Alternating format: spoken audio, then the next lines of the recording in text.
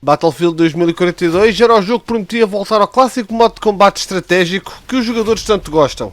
Infelizmente, esta nova entrada é um tiro nos pés. Levando-nos para um futuro próximo, o que a EA e a DICE dizem que é o futuro desta franquia não é algo que seja muito apreciado. E considerando que muitas características que existiam em jogos anteriores foram retiradas, muitas delas que deviam estar presentes, ainda pior a opinião que os gamers têm do jogo. Na descrição do vídeo está disponível um link para que possam ver com mais detalhes as coisas que foram removidas. Não acho que todas devam estar lá, mas a remoção de algumas não faz sentido. Em Battlefield 2042 foi feita a decisão de não incluir uma história para o single player.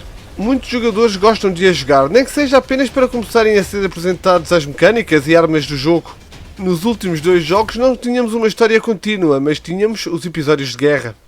No que toca ao multiplayer, temos 3 modos de jogo que podemos escolher. All Out War, que nos leva ao clássico modo Conquest e Breakthrough, Hazard Zone, que explora combates mais focados em jogos de equipa, e o Portal, que essencialmente nos leva para o passado, para os jogos anteriores da franquia. Tudo isto acontece em mapas muito bonitos e cheios de detalhes, texturas e interatividade, como a DICE já nos habituou de jogos anteriores. Entrando em Conquest, que é o modo clássico de combate de Battlefield, onde conquistamos bandeiras, a ideia de ter 128 jogadores é interessante e até pode ser entusiasmante. Mas devido à forma como os mapas são desenhados, tendo um formato quase circular e com a existência de várias bases, este modo pode ser altamente frustrante de jogar. A existência desta quantidade de jogadores aliado ao formato dos mapas faz com que pareça que estamos sempre rodeados de inimigos. Depois, com a eliminação das classes e a introdução dos especialistas, que conferem ao jogador apenas uma determinada skill, onde podemos equipar o que quer que seja, tanto seja medpacks, munição, ferramentas de reparação, isto retira ao jogo a sensação que os Battlefields anteriores tinham, em que jogando como uma squad se tenta equilibrar o papel de cada jogador para ajudar a equipa. Em Conquest não existe qualquer incentivo para jogar em conjunto. We're supposed to be a unit. Suck my unit.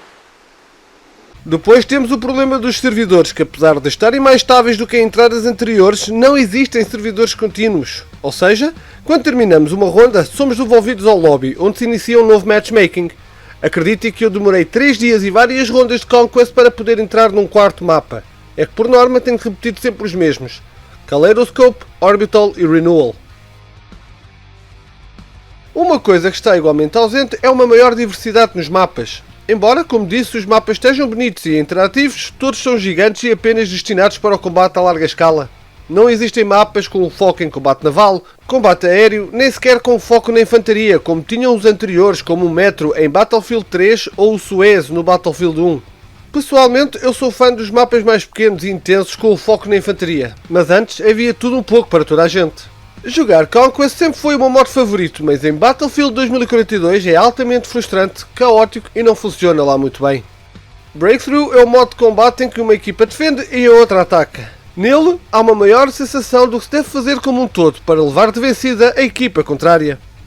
Hazard Zone é uma novidade em jogos do Battlefield e é focado em trabalho de equipa que nos vai recompensando à medida que somos mais eficazes. É um modo em que a comunicação é essencial e esta nova entrada no jogo é uma boa adição. Depois temos o modo Portal. Essencialmente, neste modo revisitamos jogos anteriores como o Battlefield 3, o 1942 e o Bad Company 2.